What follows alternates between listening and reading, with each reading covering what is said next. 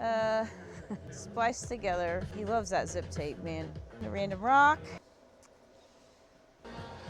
Hi, honey. What?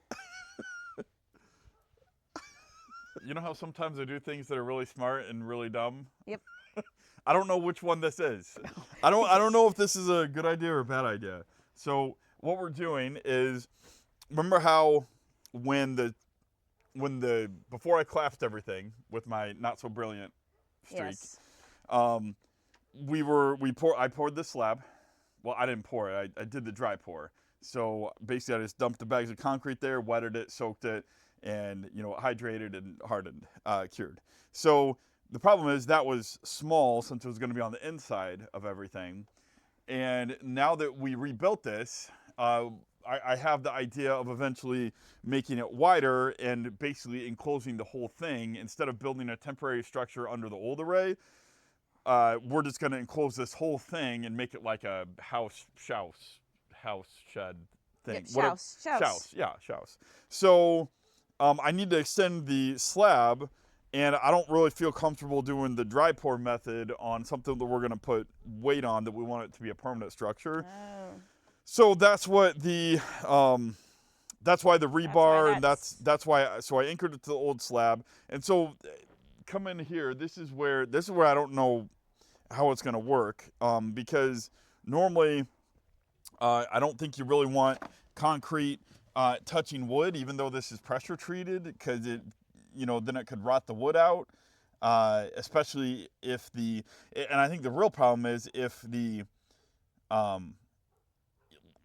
like you don't want it sunk in there in a way that water gets down in and would always be like draining water down into a hole that's concrete and wood.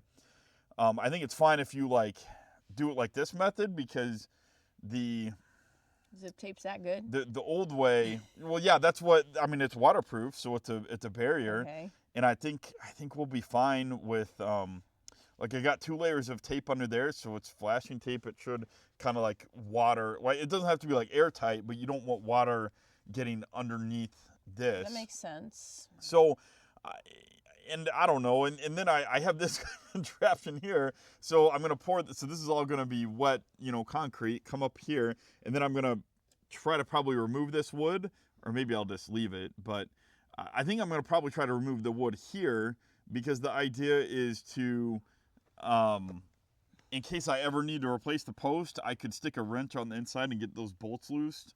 But I don't know. It's gonna be permanent, so I don't really see the need to do this. I could probably just sink concrete all the way up to that bracket and encase the bolts in concrete, but this is just a little bit of preventative measure. But I don't know how this is going to work. This should support the weight of, so, well, I guess here, so the real picture is, right, like we're going to have normal, what they call like traditional stick framing, I think it is.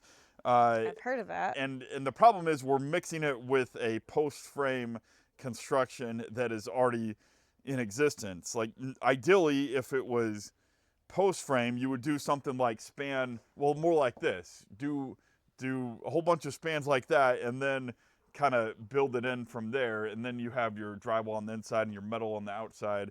It's a little bit different than the traditional stick framing that you have like 16-inch on sitter, or maybe 24-inch, I think is what I'm going to use for the 2x6s, and that supports the entire load of the building on the outside to the ceiling, but so it's kind of like a weird mix of both systems.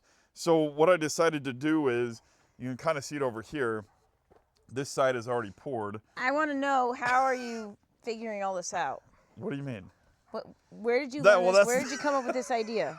that's the problem. Like there is no, I don't know. Like this might be one of those things that it seems like it'll work, but I don't know that I didn't know that there'd be research on like how to turn a post frame building into a normal conventional stick frame building, and that's just what I'm gonna do.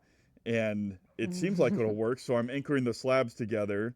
It seems like it should work on the outside. So basically, the reason why I'm converting it to normal and not just finishing it like pole barn style is when I did that calculation for that header, it was good when I only had the wood and solar panels up there and pretty much nothing else. But now that I'm adding sheathing and shingles and solar panels, I didn't want there to be problems since this is like going to be a living area instead of just like a storage area that's unfinished. Also, when it was unfinished, I could have just, hey, if that started sagging, I could just add a support in the middle or bracing on the corners to take less, to make it less of an effective span. Brilliant, honey. Well, we'll see. We hope. We hope. Yeah. So I don't know. I don't know what this is gonna. I hope this will work. I think it'll. Basically, I have the overhang where I will cut it after I get the Good job, rest Quincy. of the stick frames up there, and this rock is in there because this wood was bowing a little bit. So that kind of is my support for making this straight. As the dogs are going crazy in the background. Yes, I'm gonna have to go get them. So it's already poured to be able to support the weight. Like the front door is going to be on this side, I think, or windows, whatever. But anyway, that's does that kind of answer your question? What I got going on here with my crazy plans that might be brilliant and might.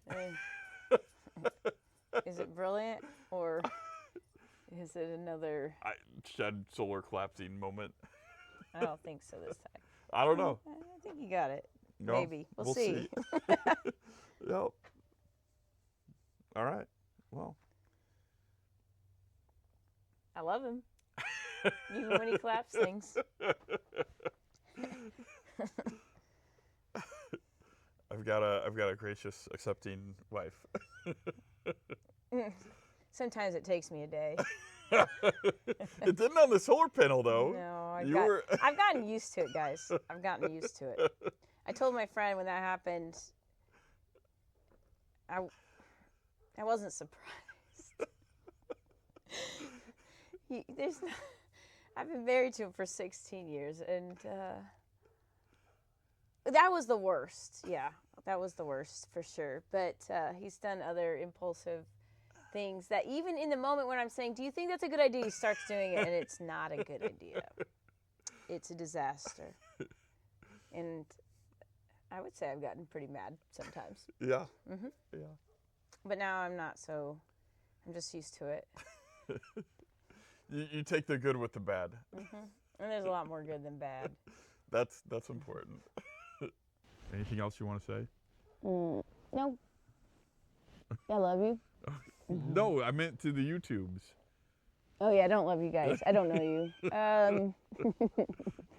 Well, we're supposed to love everyone, but yes. Yeah, you know. Love is yes. I don't know. You guys know what she meant, I think. Yeah. Not the way I love you. Right. Okay. I guess I don't know. I feel awkward. I'm not a person with lots of words. He's a rambler. Normally I talk for a really long time, but now it's like I don't really have anything else to say. I think I make him nervous. She does. Like I'm not normally like this, and normally my outros last like 5 minutes or something because I'm just talking and rambling about things. But I'm kind of. It feels weird. Well, now you're kind of rambling. I am now, but yes, it's kind of it's just to explain.